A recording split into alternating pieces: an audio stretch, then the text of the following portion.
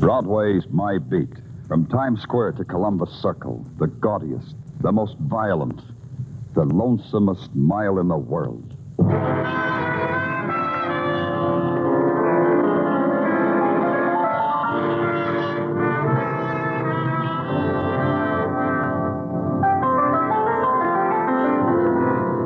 Broadway's My Beat, with Larry Thor as Detective Danny Clover.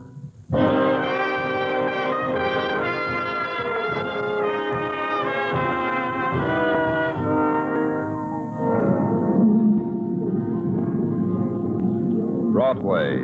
It's a journey to the end of all the streets in the world. You turn a corner and you're there. You walk more slowly and lean your heart against it like you were in church until it explodes in your face. Then you move swiftly and you're one of the crowd window shopping for kicks and bargains and heartbreak. And you'll find it because it's Broadway, my beat. The side streets are furious when they funnel off of Broadway. Then they trail down into limbo. Midway between the Fury and Limbo is a gray stone building. That's police headquarters. That's where I was standing, in front of it, watching the patches of night sky bleed into each other. That was my detail. I was waiting for someone.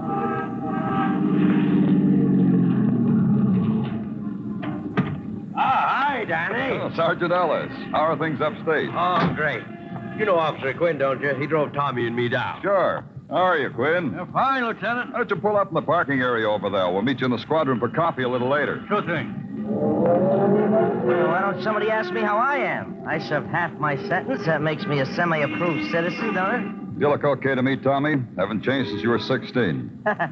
Danny, I've known you a long time. You lie. Sing Sing doesn't agree with you. At Sing Sing, you inhale and exhale. It's the only way you know you're living. So, I make a deal. What kind of a deal, Tommy? Oh, no. I'm saving it for the DA. After we talk, the DA and me, I got a feeling the state's going to forget all about my manslaughter rap and let me out of Sing Sing for good. Uh-huh. And to you, too. Look, kid, when I finish spilling, some of the choicest names in the choicest circles are going to be doing things they never thought they could do before. Like getting sentenced, like breaking rocks, like making license plates for automobiles, like making... Stash it, Tommy. Here, Lieutenant, I'll take off these cuffs between Tommy and me. There you are, Danny. Tommy's your prisoner. Danny, that car! Tommy, don't be a fool. Come back here. Let's get him, Ellis. Ellis. Danny! Ellis. Oh, no. I just got through parking the car and I heard... What happened? Quinn, go upstairs and put Tommy Mannon's description on the wire. I want the whole city dragged for him, and I want him found. And I want him brought to me. Do that, Quinn. Sure, but how about... How about what? Sergeant Ellis? He's dead, isn't he, Danny? Dead.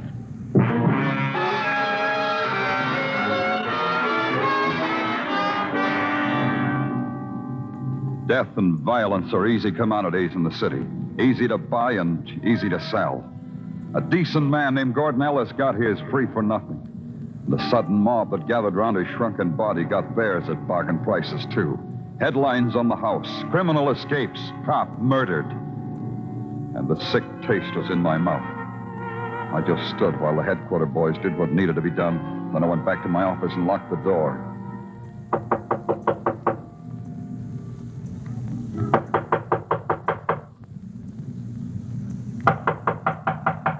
And waited until the sickness was gone. Danny! Danny! Yeah. What do you want? Oh, just to talk to you. Can't I talk to you, Danny? Yeah, come on in, son. It was messy what happened out there, Danny. You selling something, Tartaglia? Don't talk to me that way, Danny. From you, it hurts. So it hurts when I bleed for you. Danny, that's not your mouth that says things like that. Yeah, I'm sorry. Apologies are also not necessary. What happened could have happened to anyone, not just you. I was clumsy, and a man's life dropped into my hands. Tartaglia, get me the file on Tommy Mannon, everything, even the dust it's wrapped in. Okay, Danny, okay, in a minute. You know, the way I figure it, this deal that Tommy Mannon wanted to make with the DA Well, maybe it was kosher and maybe it was crummy. Maybe this whole thing... You're still here, Tartaglia.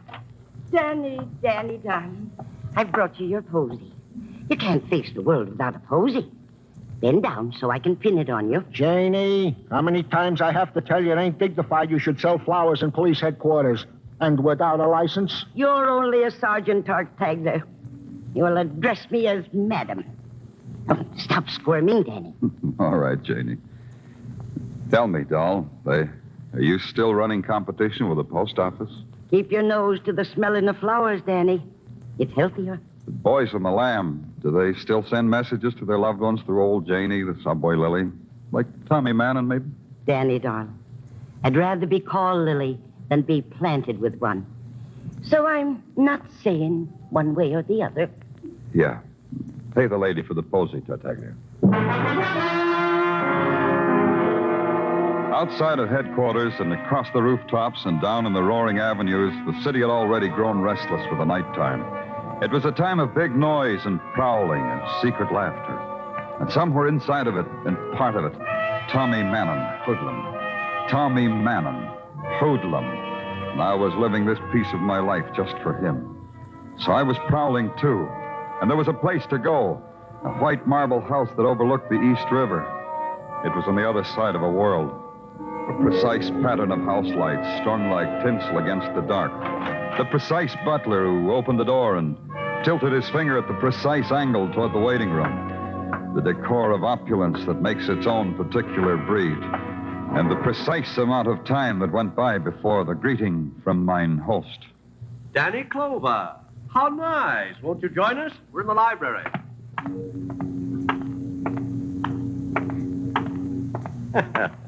Danny, this is a surprise and a pleasant one.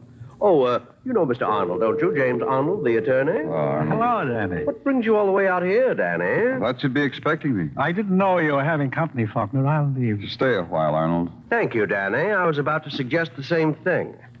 Now, why have I the honor? Had any other visitor lately, like Tommy Mannon? Why should he come here? He's a wandering boy.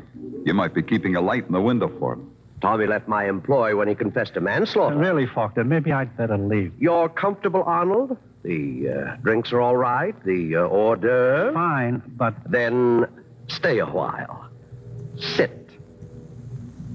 Faulkner, when Tommy was brought back to New York, it was because he was going to turn state's evidence against some of the choicest names, he said. So? You're a choice name. You and Arnold here, respectively an untouchable high-class hoodlum, the attorney for an untouchable high-class hoodlum. Real choice names. Thank the police, Lieutenant Arnold. With choice. He said so. Go ahead, thank him. Not that way, Attorney mine. Thank him. Thanks. That's better. Go ahead, Danny. I think your gunsel shot down a policeman and helped Tommy escape. But such a tactic would constitute a felony, Danny. I think that Tommy's being brought to town was a dodge. Tommy had powerful friends on the outside who knew when he would be brought down. So you suggest we arrange this afternoon's fiasco? I'm suggesting it. Oh, throw it away. It ruins a good evening. It lends a bilious overtone to the fine conversation Arnold and I were having. Doesn't it, Arnold? Yes, it makes conversation bilious. Exactly. I was explaining to Arnold the 7-move mate that won Konstantinov, the chess championship in 32. Things like that devastate me. Don't they you, Danny? You leave men like Faulkner and his toady, and you have a feeling you've been playing mumble peg with scalpels. Then you take a long walk into a dismal and frayed edge of the city, and it's a walk back into memory. The street where you were born is the same. The kids' games are the same. The cruel words on their mouths are not changed. The fly-specked electric bulbs that hang in peeling hallways are still there. And the night sounds of a tenement still follow you as you climb the decaying stairs. Then you knock on a door that opens into a room where Tommy Mannon was born.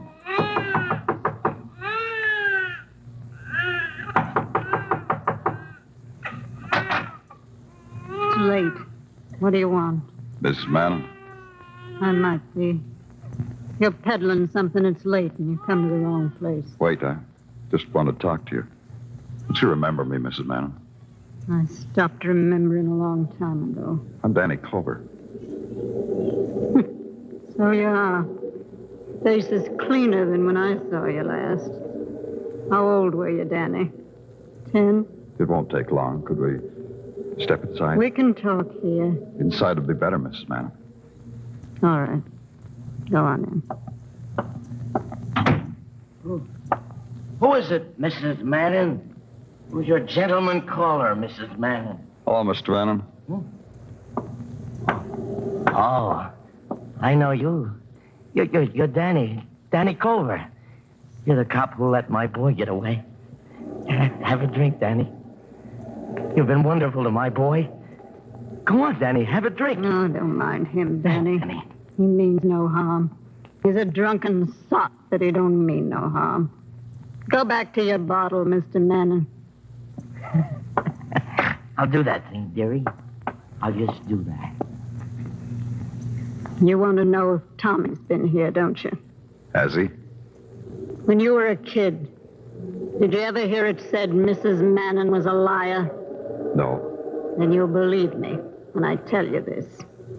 If Tommy so much as put foot in this house, I'd throw him back into the gutter he wallows in.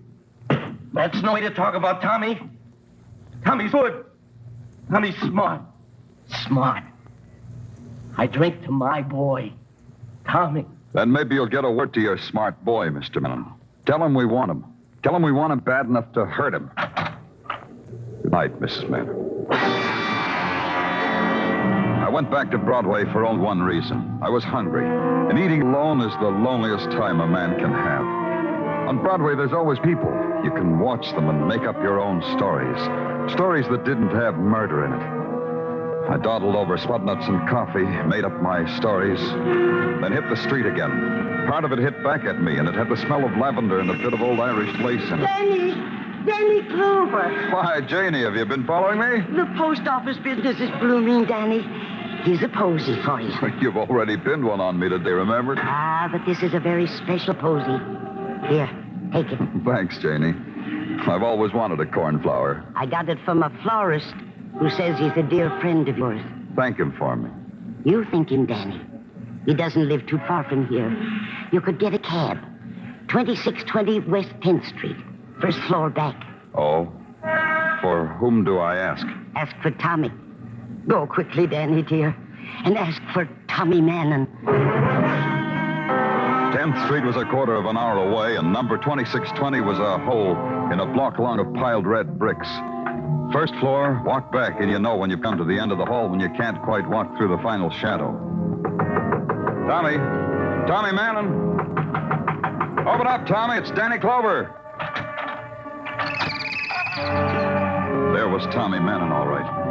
But his status had changed. He wasn't running anymore. He was seated in a wooden chair in front of a wooden table, peeping almost slyly over a bowl of waxed fruit. I walked over to him, put my hand on his shoulder. Yeah, it was Tommy Manning, all right. And his status had really changed. He wasn't living anymore.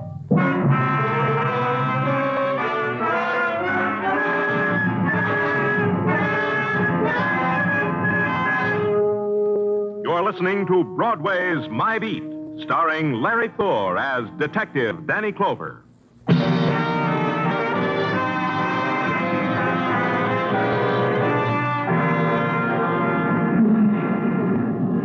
At 9 o'clock in the morning, Broadway is a 5-minute stopover for 1 million people.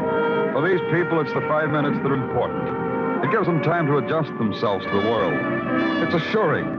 Translux assures them that there's been a change in the weather. And the headlines assure them that the daily murder has taken place. The tabloids yelled, "Cop killing." There was a piece in the item about me, continued on page 23. On page 23, it said that I was standing right there when Officer Ellis was killed. I didn't know who did it. In my office at headquarters, a police sergeant named Tartaglia had a word for it. Would you mind repeating that, Tartaglia? Huh? Never mind. You get the date I asked for? Oh, sure, Danny. Okay, brief it to me. Yeah, Danny, yeah.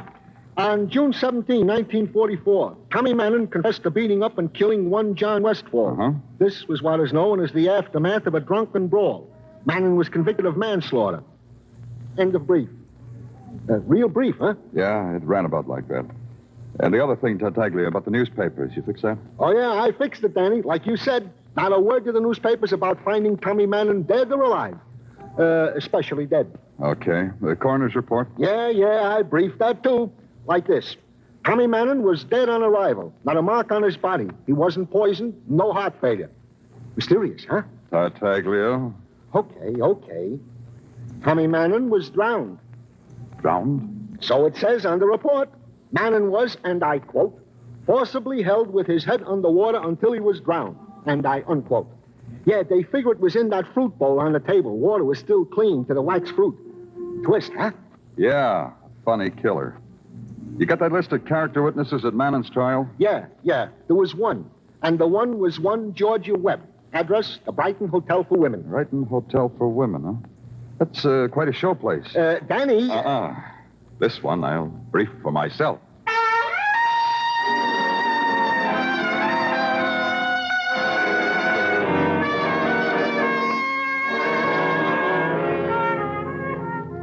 The Brighton Hotel for Women stands at the edge of the park. And from its blood-granite threshold, you can watch the old men playing at bowls on the green. And through its plate glass doors, you look in on a pink plush world. A world of plaster cupids and crystal chandeliers with electric candles and mirrors, the reflection of mirrors. The room clerk is a crone in taffeta and tobacco-stained fingers who points you to a satin-tufted elevator. And the 5th floor is a hallway lighted with rails of fluorescent lamps. Some doors stood open. Georgia Webb's was closed. Come in, whatever you are. Georgia Webb? Mm-hmm. Whatever you are, it's nice from here. Today, they're good to me. Who? God, whispers, whatever it is that brought you to me. Come in, sit down, pour yourself a drink. Or maybe you don't drink. I'm Danny Clover. You didn't have to tell me that. What's in a name, as they say? I'm Danny Clover, Broadway special detail. Oh? Off duty? No, Georgia. I take it all back. Everything I've said, I take it all back. I've been catching up on my reading. Only today I read where you were once Tommy Manning's girl. Tommy Manning? Yeah, a punk who ran away. I thought maybe you ran here, so you'd refresh your memory, so you'd remember his name. Tommy Manning. If I knew him, it didn't make an impression. You know, there are men like that. You testified at his trial. You gave your name, your address, and your testimony in a loud, clear voice. Clear enough and loud enough for me to hear 5 years later. It's true. Your ears are cute. Maybe you left something out 5 years ago, Georgia. Something you'd like to tell me now. About Manning? Was it Tommy Manning? Tommy Manning. Why didn't you ask him when you find him? I found him. That's why I'm asking you. Because Tommy was dead. Oh? How'd he die? Natural causes, or did you shoot him because you're a policeman and you can kill people? Someone pushed his head in a bowl of water, and Tommy Manning was drowned. That's how he died. Oh? We don't like the way he died, because it could happen to other people. Like you, maybe. Couldn't it? So maybe now you'll remember some things that Tommy didn't get to tell us. Drowned. There are better ways of dying. You know, it's convincing how you talk. Tommy was a jerk who made deals. Everything was a deal. Even the manslaughter rap. Explain it to me. Tommy didn't kill that man. He was in Baltimore when it happened. But he confessed to it. For $20,000, he confessed to it. He gave 5 years of his life for $20,000. Tommy the deal maker. The poor crumb. Why doesn't somebody answer that phone? They will. Let's go over it again, Georgia. You're saying a man was killed, that it was all a frame. Who made the deal with Tommy? For you, dearie. All right.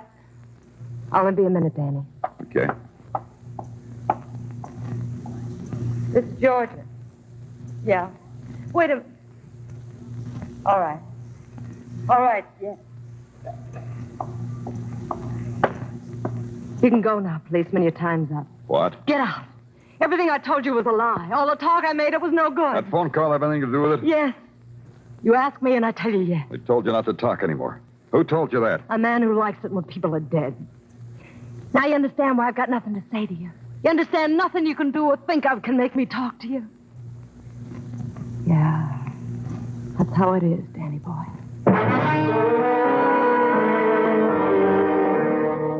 And that's how it was. She really meant it.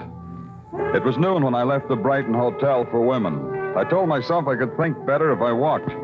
When the walk was over, I might as well have taken a cab. Nothing came, no answers to anything, no progress, except that I was back at headquarters.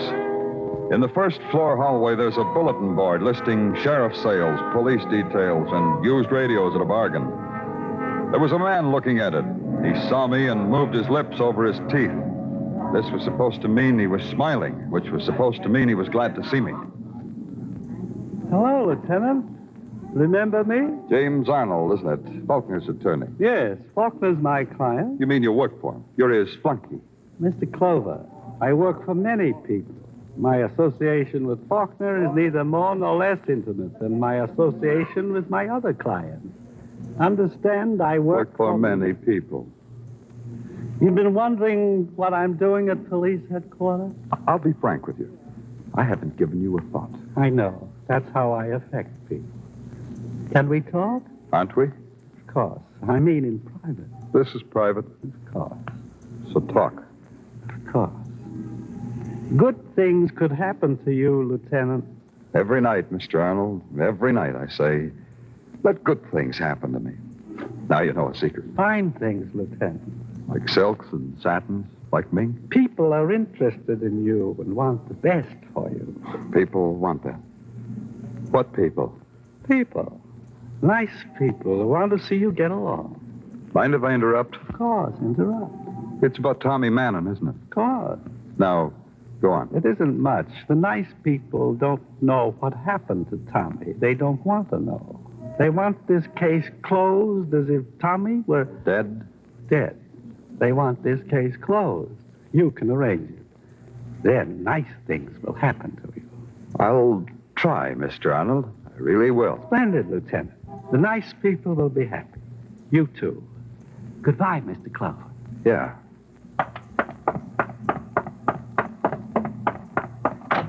Tartaglia. Yeah, Danny. Send out a pickup for Georgia Webb, Brighton Hotel for Women. Pick her up and bring her down. Item 2? Call the press room and give them the whole story on Tommy Mannon. Tell them we found him dead, drowned, everything, the works. Yeah, Danny. Tell them this. Tell them we've got a witness who confessed everything. Named Georgia Webb. She talked her head off. Got that? Yeah. Then do it. Okay, Danny. Where are you going? Home, Tartaglia. Home. I'm going to sleep.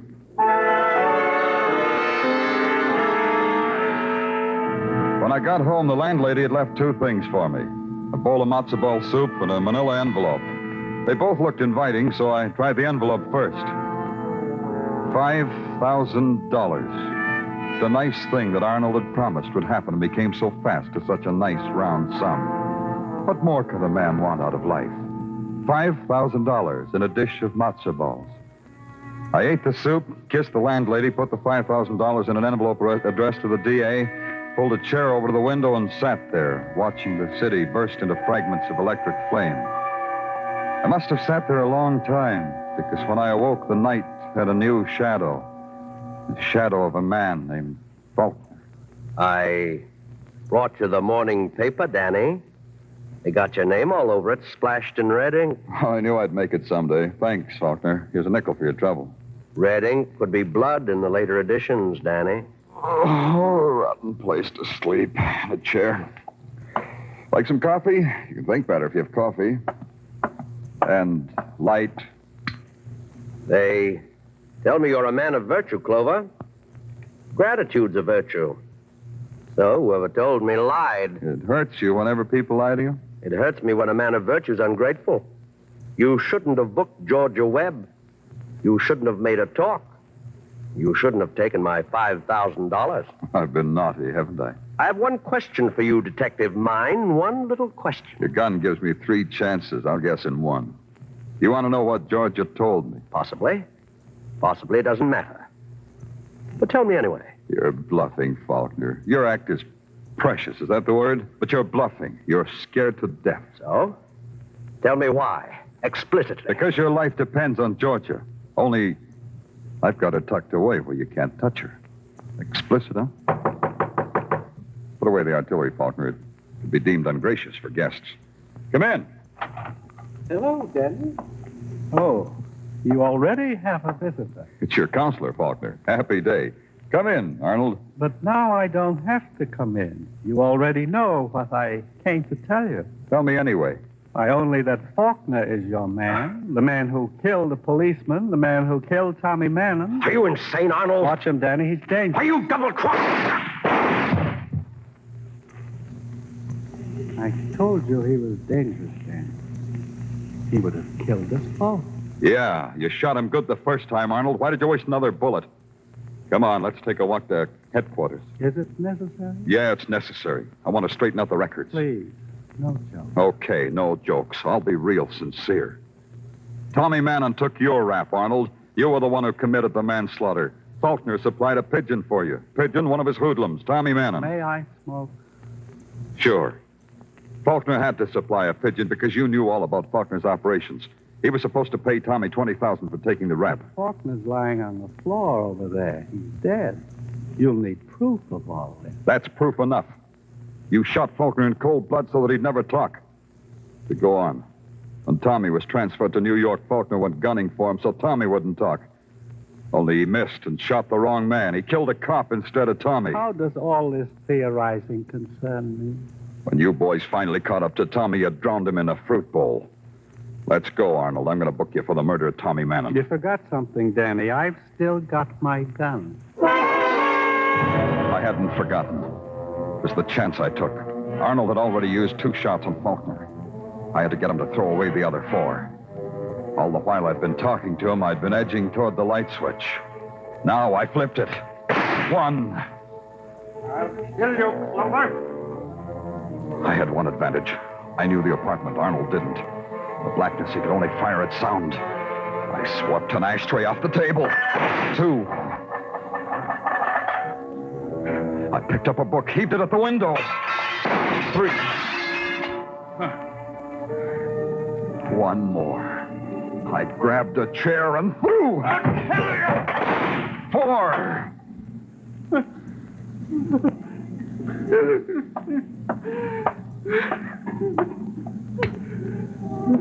Okay, Arnold. Like I said, let's get you booked for murder.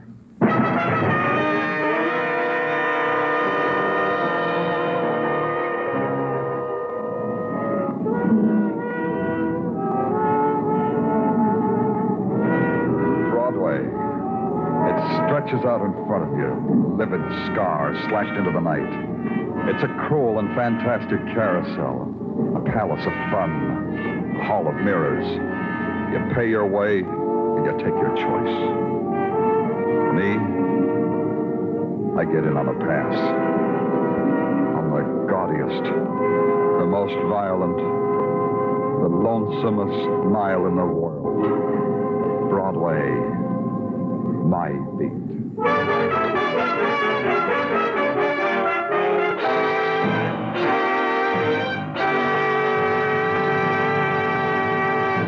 Broadway's My Beat stars Larry Thor as Detective Danny Clover and is written by Morton Fine and David Friedkin. The musical score was conducted by Wilbur Hatch, and the program was produced and directed by Elliott Lewis. The cast tonight included Jane Morgan, Peggy Weber, Doris Singleton, Charles Calvert, Joe Kearns, Herb Butterfield, and Sidney Miller.